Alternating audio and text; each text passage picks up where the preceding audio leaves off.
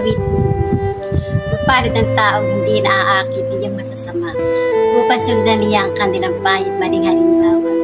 Hindi sumasama sa sino man tao. Ang laging at hikay. Pagtawanan lamang at hamak-hamakin ang dinas ng dakil. Nagagalak siyang lagi magsaliksik ng banal na araw. Ang utos ni Yahweh ang isang binubulay sa kabiyatan.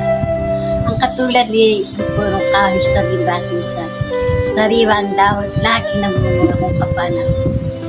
At anumang gawin ay nakatitiyak magtatagumpay.